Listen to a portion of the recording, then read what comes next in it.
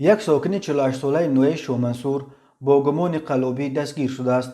وزارت کارهای داخله گفت که او ماه مای سال 2021 هنگام در روسیه قرار داشتنش با روی فریب به باوری مرد 36 ساله ساکن کوچه دهاتی شهر دوشنبه در آمده از او 1.5 میلیون روبل روسی گرفته وعده داده است که در شهر دوشنبه به برادر او مرد 33 ساله میدهد، ولی از این مبلغ همگی 400,000 روبل روسی و 3500 دلار امریکایی را داده باقی مانده پول را به منفعت خودش صرف نموده است. همین طریق می افزاید وزارت کارهای داخله نام برده با روی فریب به باوری مرد 55 ساله ساکن جماعت بلخی در آمده از او 70,000 سومانی گرفته وعده داده است که 10 عدد چپتای هواپیما به سمت روسیه گرفته می‌دهد، اما او را فریب داده است.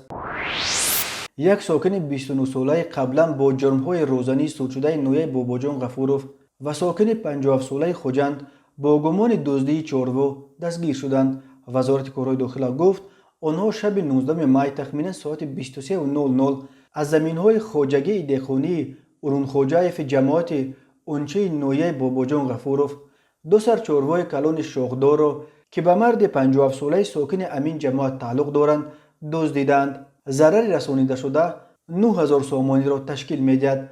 با این دو دستگیر شده اکنون برای دزدی از 2 تا 5 سال زندان تهدید می‌کند.